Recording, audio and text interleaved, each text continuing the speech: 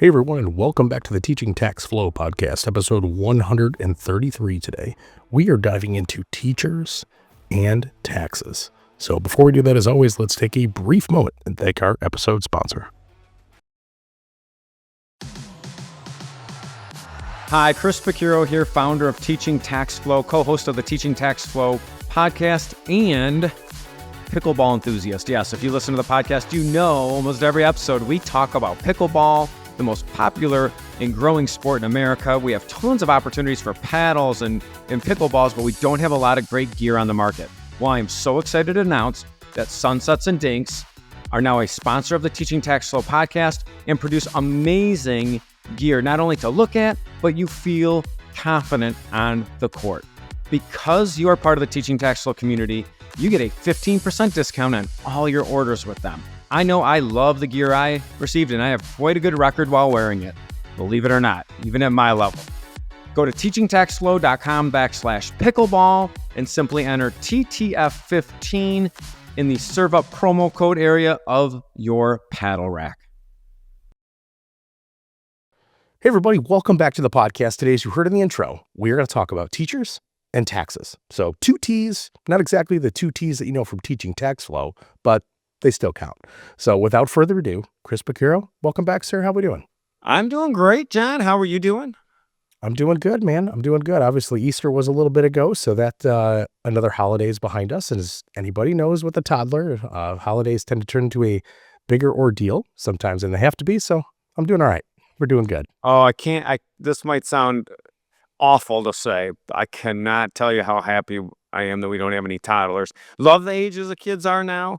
Enjoyed each of those seasons. But yeah, definitely different for us, but enjoy it. But it gets easier, you know, I know I had a discussion with my wife about, sometimes I'm called a curmudgeon, but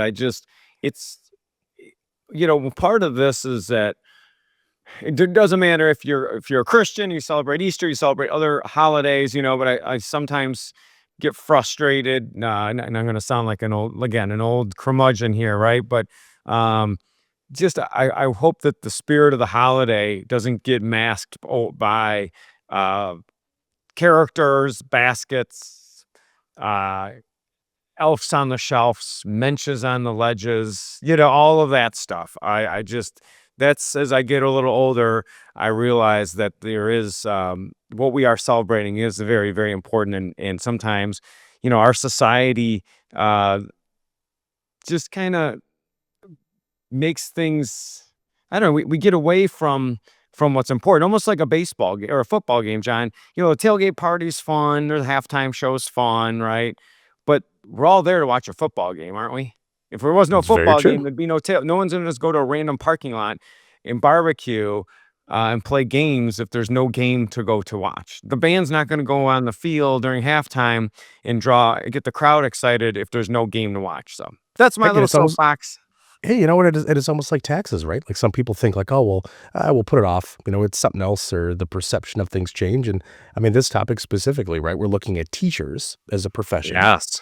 And taxes. So like, why are we here? Why do these two, obviously we know what they have to do with each other, but how is this different than really anybody else? Say a plumber, car mechanic, a executive, etc. So how does this situation play out a little bit different? John, maybe we could do an episode on mechanics and money one day. Ooh, that'd be a good one. Okay, how to fix your beep up.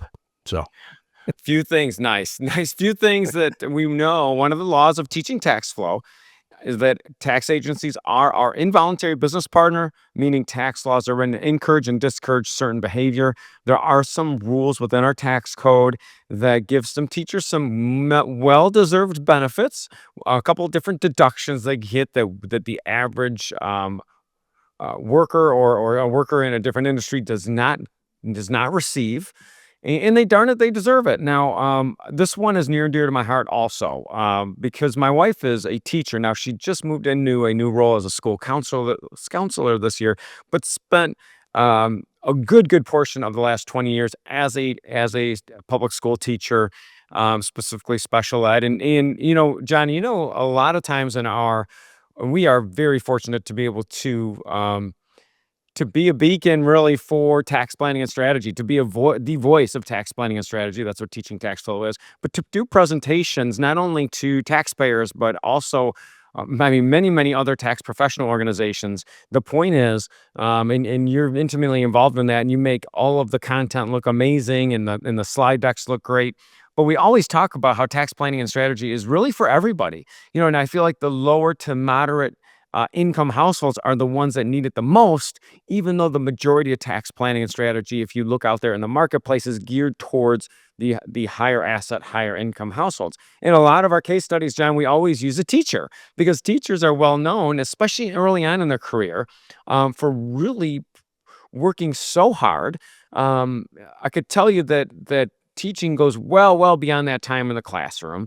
It's really a vocation, and in the beginning of their careers, they're not paid as well as they are at the end of the career, and that makes sense, right? Most professions, your pay increases with the amount of experience that you have. Mhm. So when we think about teachers and taxes, I thought, gosh, not only is my wife a teacher, but I would bet anyone listening to this has a teacher in their life that impacted their life. Even if they weren't a straight A student, even if they didn't really love going to school. Not all of my three children actually love being a student, but all of them have had teachers that have impacted them. Myself personally, I've had teachers that have impacted me.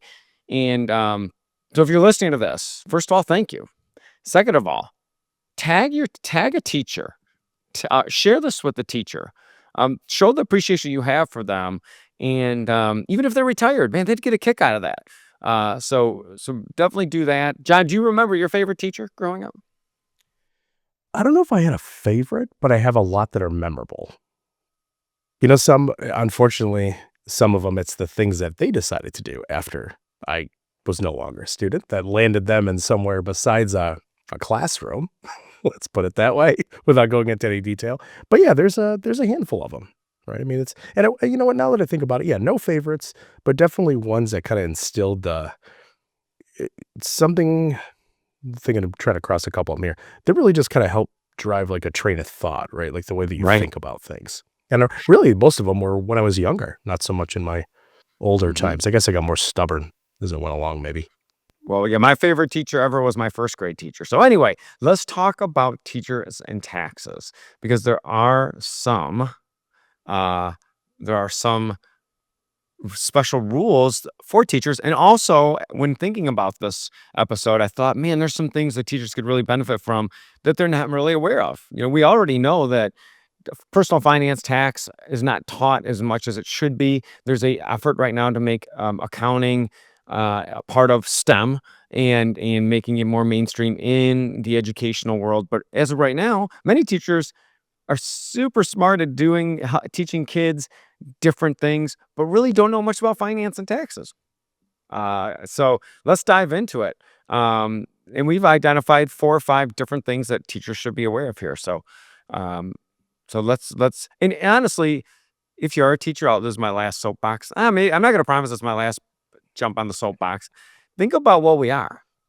Ultimately, we are the voice of tax planning, but we name this company Teaching Tax Flow for a reason. We believe in empowering and educating taxpayers to legally and ethically reduce the tax they pay in their lifetime. Um, if learning is a lifetime uh, activity, and I hope it is. John, I learn all the time. You learn all the time. We as people we're always learning different things with this podcast, different activities. I mean, every time we go to an event, we have so many takeaways. We might learn a new app. We might learn a better way to do things. So learning is a lifetime activity, and that formation of learning has started with teachers. So ready to Absolutely. dive in? Let's do it, man. Let's do it. All right. All right. The Number bell has one. rung. You know what? I'm going to add a little school bell, right here. Ooh. Let's do it. Saved by. How about? Ooh. Before we jump in, who's your favorite Saved by the Bell character, John? Oh man, I don't And you know know. what? It If you don't was know what Saved by the Bell is and you're listening, first of all, congratulations that you're so young and you are interested in finance. Second of all, go ask your parents. it's like having a Tamagotchi. Somebody brought that up at I think at church yesterday, and I'm like, oh yeah, I know what that is. You know what? I can't remember. Oh, Kelly Kapowski. Yeah, That was John, her I have full to name, admit, man. she's my favorite also. Strictly for educational reasons, John. Of course. That's the Of only course. reason, right? Uh, Absolutely. oh, hey, Absolutely. you know what? We don't have the similar taste in some things, John, but we do have a similar taste in our favorite Saved by the Bell character. Absolutely. You know what? There we go, buddy. We'll get matching t-shirts one day. This will work. This will work. Kelly Kapowski fan club. There you go. There'll be a party of 2. So wherever we are, that'll publicly say that. So we're good. All right, well, we'll transition to Mr. Belding, right? Wasn't he the principal? I guess he Yep. might have That some of was these it. deductions. So first thing when you're talking about teachers and taxes is there is a federal tax deduction. Now in the 2024 tax year, it's $300. It's up to $600 if you're married and both are teachers. You might say, that's kind of weird. I have to tell you, in being in the tax world for many, many, many years, it is very common that teachers actually marry each other, and it makes sense, right? Because they might have met, in high school or in college, or maybe they were met like right, in those younger years, formational years, or early in their career. So, if you have it's up to a $300 deduction for your out-of-pocket classroom expenses. These are things that are like supplies, books. It could be software, something that someone's using in their classroom. Now, I could promise you, as a husband of a teacher, and my wife does like to shop, right? We know this. Anyone who listens to the podcast knows that. I gave her grief that we didn't have an Amazon delivery one day, and the driver stopped by to see if she was okay. But for those that do buy things for their classroom, which is pretty much every teacher, you can deduct up to $300 on your 2024 return. Usually that gets indexed for inflation. $600 if both spouses are teachers. Now, that's not a big amount, but that's a nice little tax deduction because typically, if you're an employee somewhere, with the Tax Cuts and Jobs Act, 99.9% of the time, you cannot deduct your what are called unreimbursed employee business expenses, or what we used to call 2106 expenses. So if you're a teacher, definitely take advantage of that out-of-pocket classroom expense deduction. Again, that deduction is above the line. What does above the line mean? It means that it's calculated before we determine your AGI. Now, we have an acronym. So I wonder if John made up his jingle yet. I don't know. I hope so by the time this goes out. Adjusted gross income. Well, even if you don't itemize your deductions and take the standard deduction, you can deduct these out-of-pocket classroom expenses. Couple other things to consider. Some states allow for this deduction, most of them that have a tax. And then some states offer additional deductions like California and New York. So some of those higher tax states that usually we kind of throw into the bus, typically they're going to actually give you maybe a little extra deduction for those out-of-pocket classroom expenses. So teachers, you deserve it. I think this amount should be higher, but guess what? You have one little nugget for yourself. The next one. Oh, by the way, it's funny because real story here.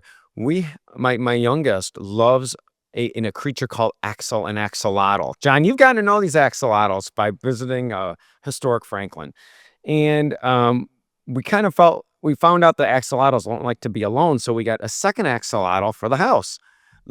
Well, you don't know the gender of these creatures. They live in water. They're kind of like a salamander until like 6 to 8 weeks into their life or I don't remember the exact amount.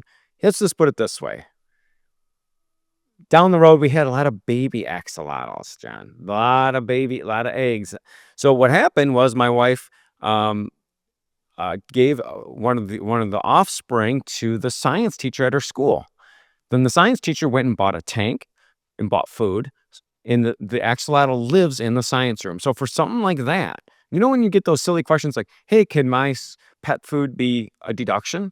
Well, guess what? If you're a science teacher and you have a salamander living in your classroom that the kids are tracking and using as part of your educational content, absolutely, I feel that's an out-of-pocket classroom expense deduction.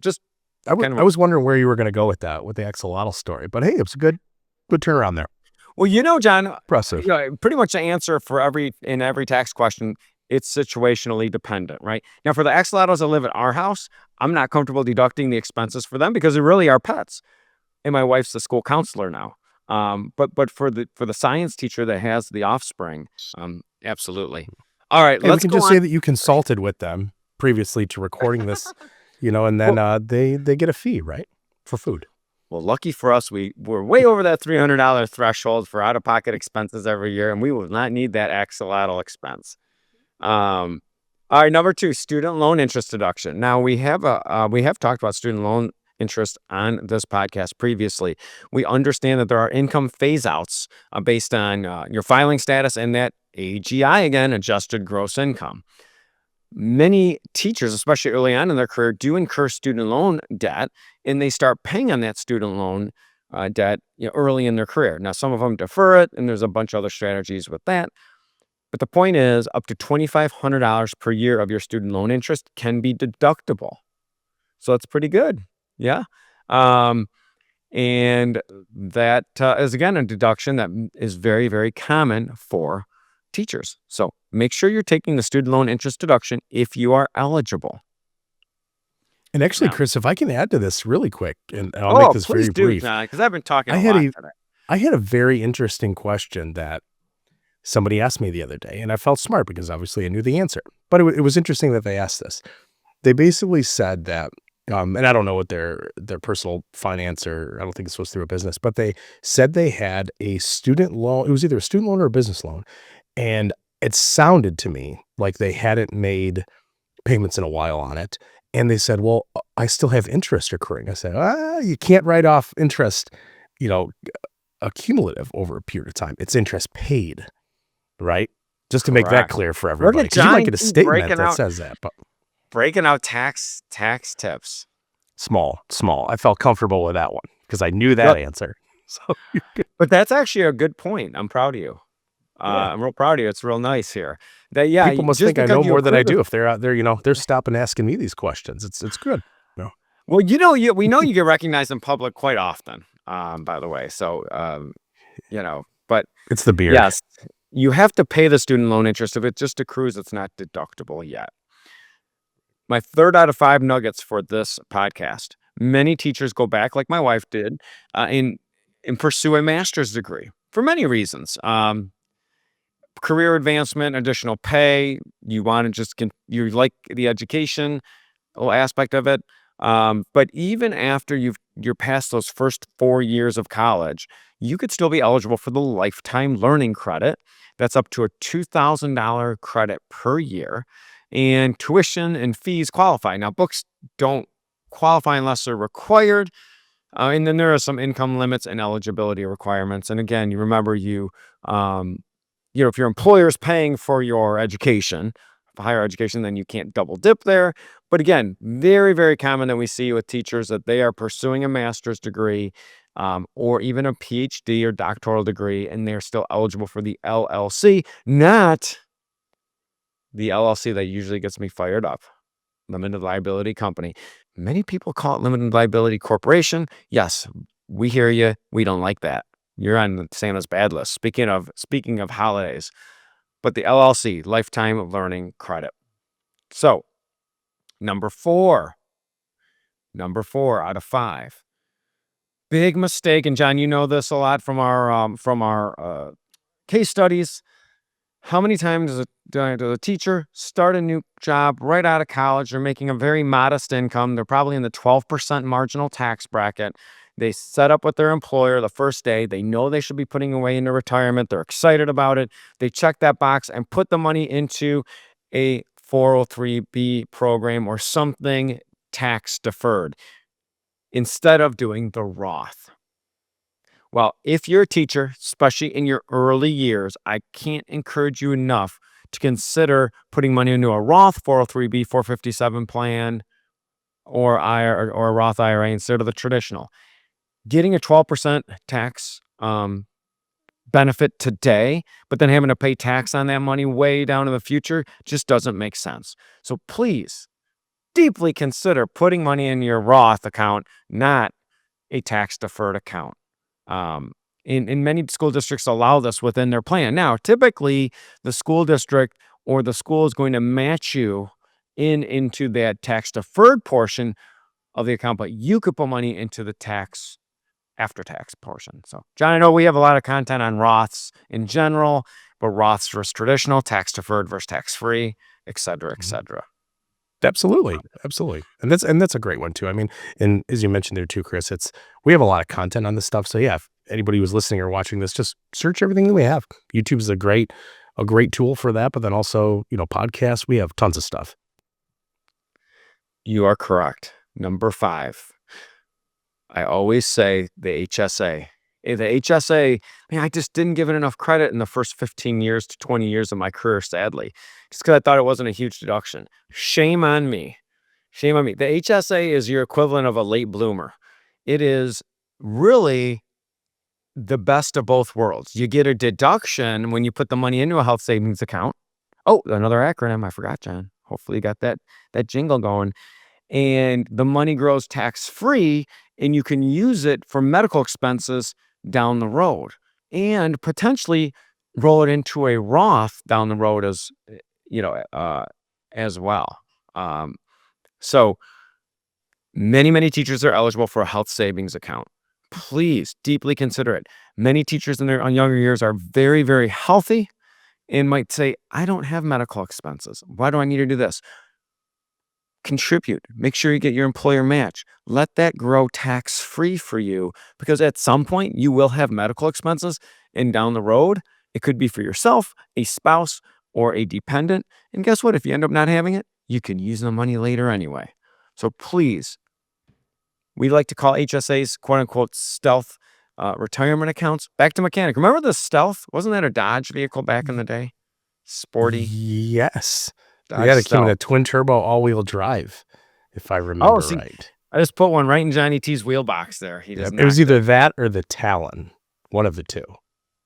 But I think it's this. Yeah, man. From the same era as Saved by the Bell, by the way. I know, we're going old school today. So health savings account. So let's wrap them up. The 5 things: out-of-pocket classroom expenses, student loan interest deduction, educational credits, which is a lifetime learning credit, Roth contributions, and health savings account contributions if you're a teacher, know a teacher, love a teacher, married a teacher. Share this with them. Be a friend and share it with a friend. Awesome.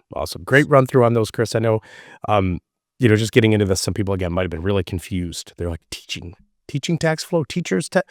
Hopefully you had a lot of the teach out there. But really, when it all comes down to it too, yes, this obviously applies, this content built around teachers, but there's a lot of other things, a lot of industries, professions, individuals, families, etc., that a lot of the same stuff applies to. So check it out. But as always too, we'll give the little disclaimer. Actually, Chris, I'll let you give the disclaimer. Who should they talk to if they have, tax questions specifically? Well, obviously, they're going to want to talk to their financial advisor and tax professional. Okay, that's number 1. If you don't have someone like that, it's very, very simple. First step, jump into defeatingtaxes.com. There's no cost to it. That's our private Facebook group. We have over 2,000 people in there. We are very particular about making sure that you are not spammed. It is a collaborative effort. Number 2, go to the Teaching Tax Flow Hub. It's another free resource. You could submit an inquiry to our team within 1 business day. We're going to reach out.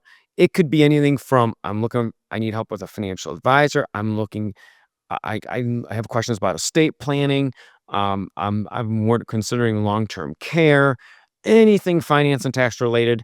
We work tirelessly to make sure that we help you legally and ethically reduce the tax you pay in your lifetime and reduce your stress, because stress is expensive. That's what you should do, John. Absolutely. And definitely check out the hub, as Chris mentioned. Anything related where we can help you with, that is the best place to do it. The one thing that we will not give you any advice on particularly is Chris is not going to recommend a good hairstylist to you. So don't bother putting in that submission to it. But yeah, check it out. Let us know how we can help you guys. And as always, here on the Teaching Tax Flow podcast, we will see you next week. Different day, actually same day, different date. Maybe I'll change that a little bit. Same day, different date, completely different topic. Have a great week, everybody.